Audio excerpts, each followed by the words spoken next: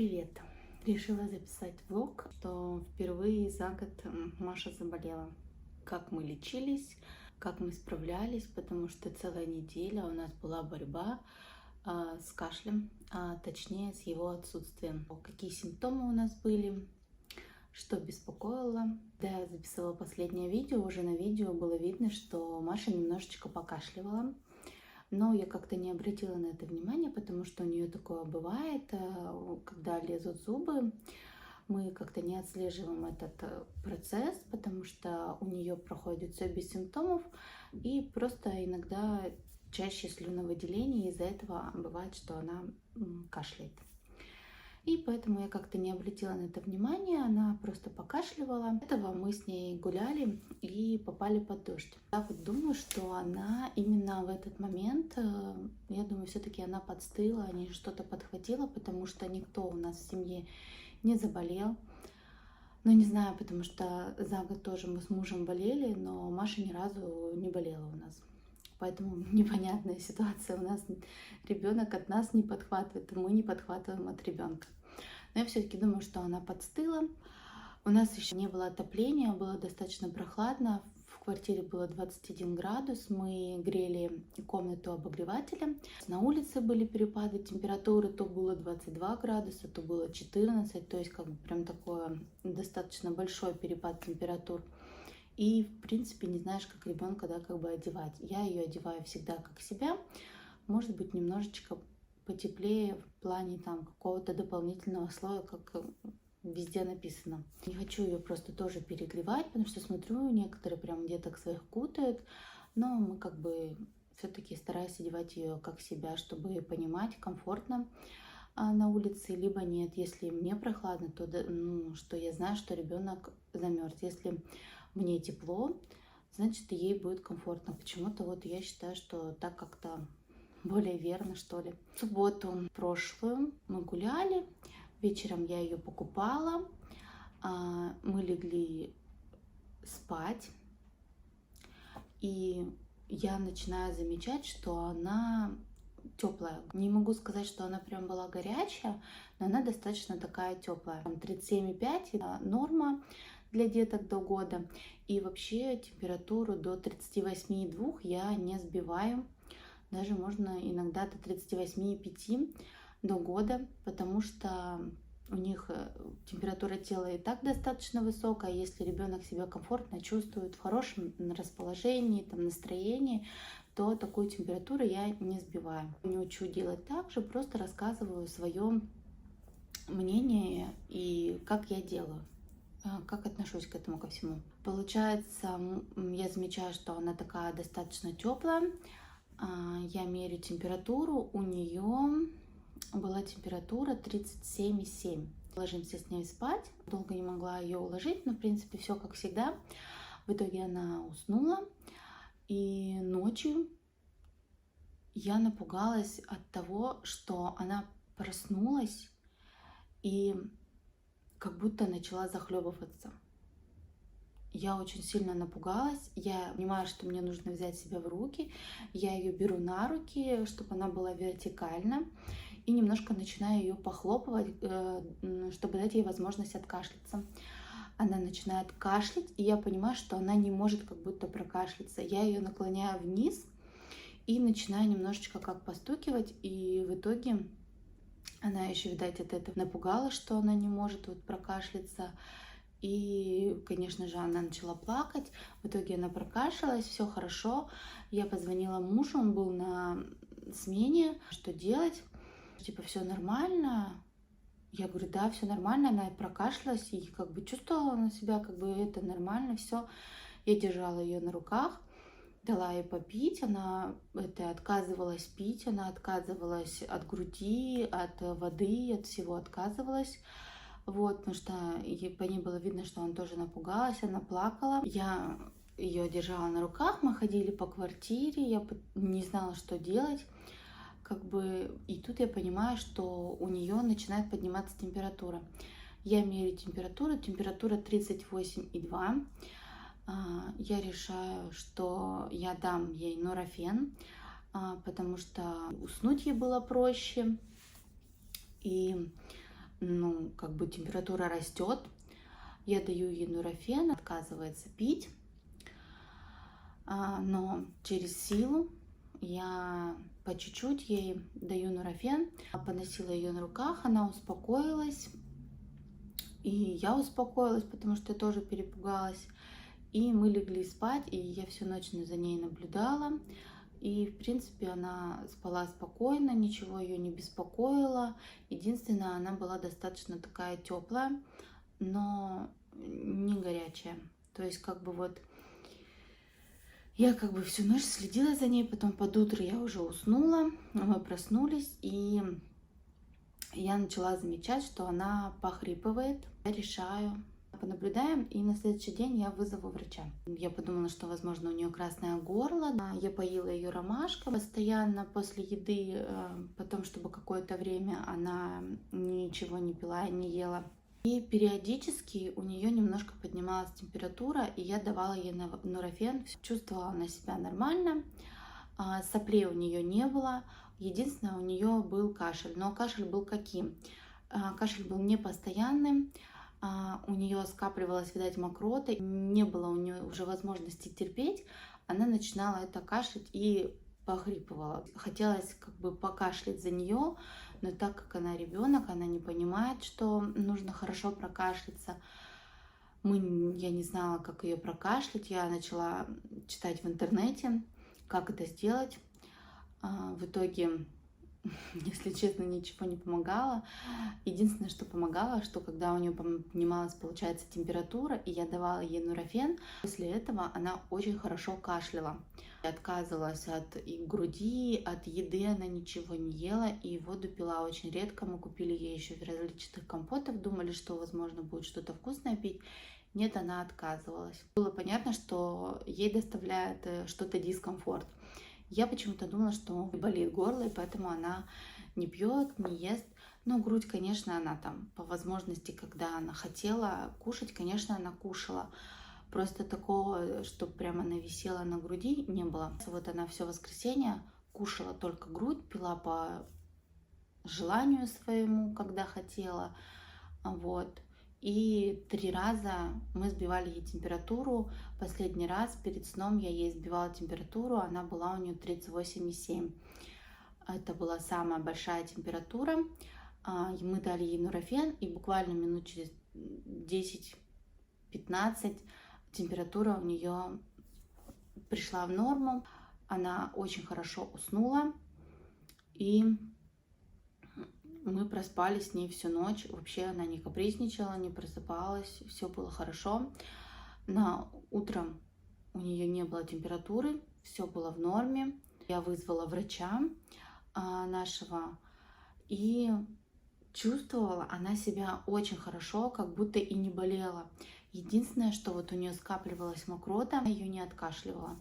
Ждали врача, пришла, ее посмотрела, сказала, что горло у нее рыхлое, но не красное. Прописала нам аквалор. Мы купили его в воскресенье, но я побоялась его давать. Это спрей, и я знаю, что детям до года его точно нельзя давать. Она сказала, что его нужно пшикать не прям в горло, а нужно направлять вот этот носик в щеку, либо в десну. И тогда я решила, что буду давать, когда она отказывается пить ромашку. Она нам назначила сироп амбробена, по-моему, что ли. Что-то такое. Читала, что сиропы лучше всего детям до 6 лет не давать. И я не стала его покупать. Сказала прийти через пару дней, в среду или в пятницу. В итоге, получается, я записалась на среду. Тоже проблема у нас записаться еще в поликлинику. Регистратура не отвечает. Где-то в порталах, где можно взять талон к врачу, я не могу взять талон, почему-то там нет талонов.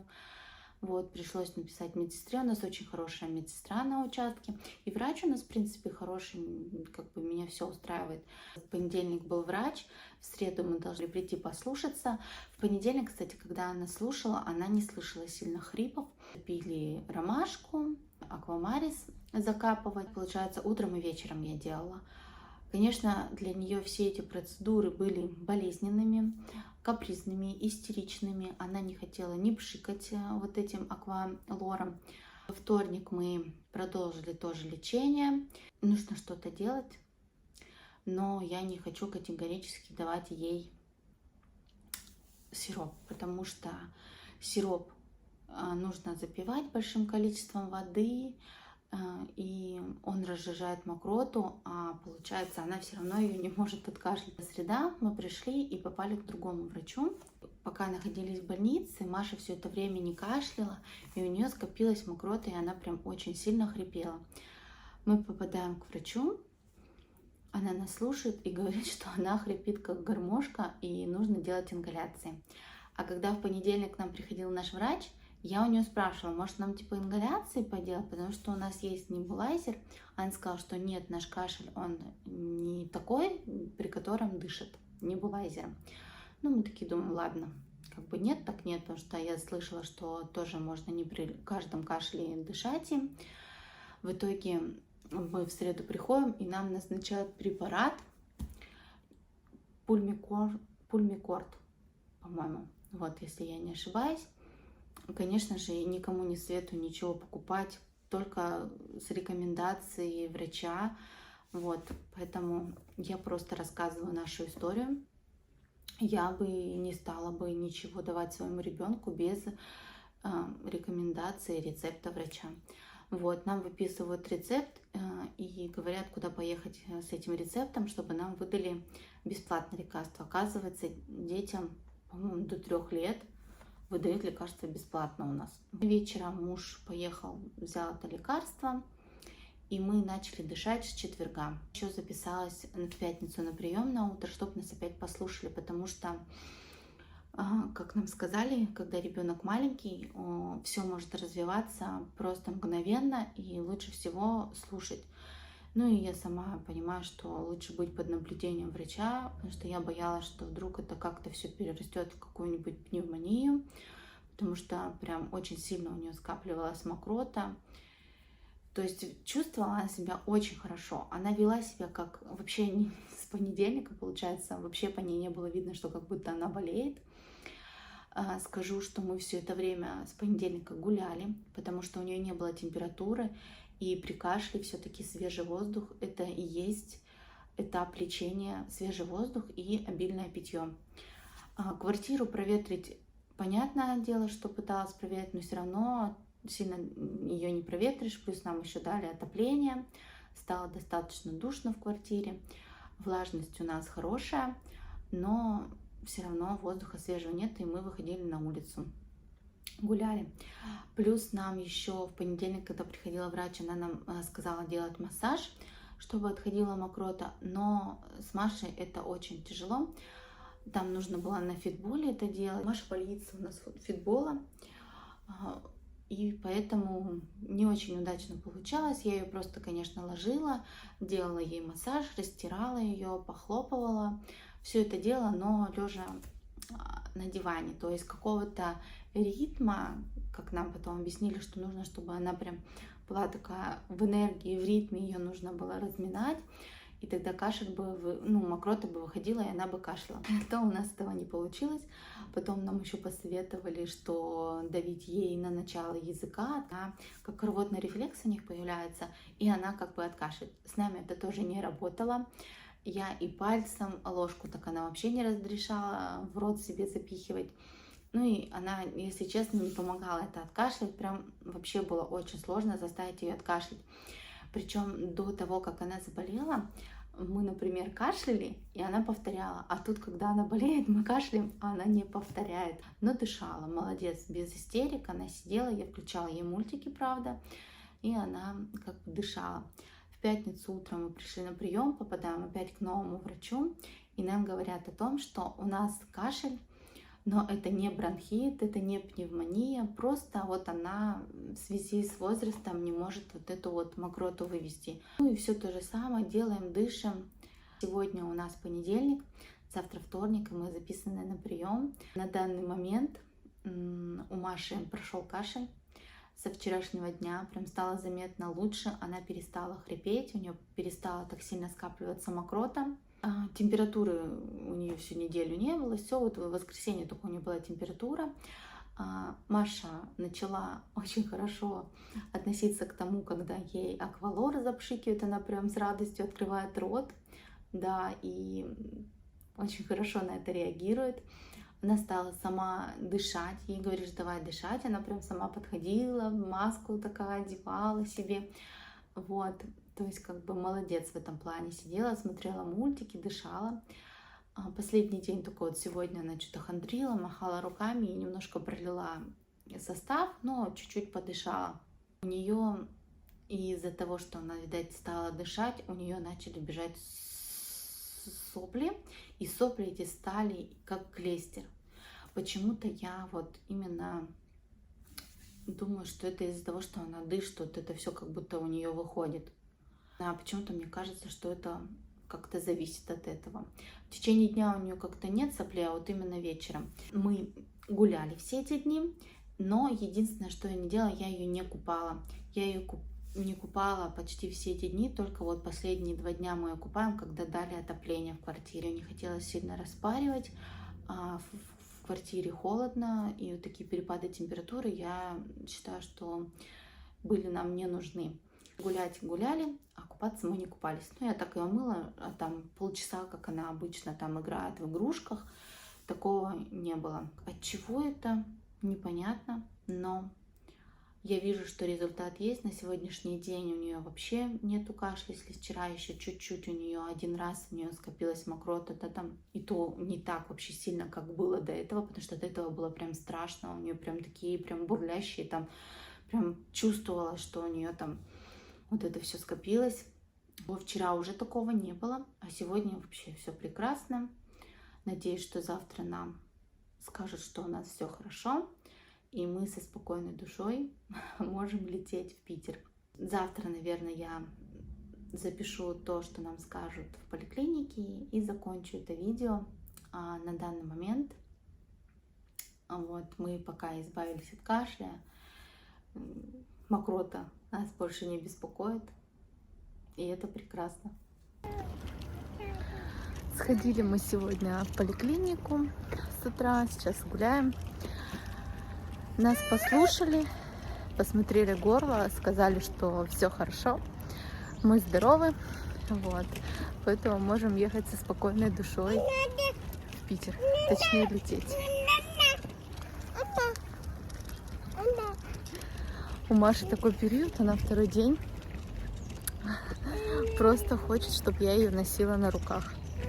Не хочет сидеть в коляске, не хочет ходить ногами, а только на ручках. В завершение видео хочу сказать, точнее пожелать всем здоровья, не болейте, берегите себя.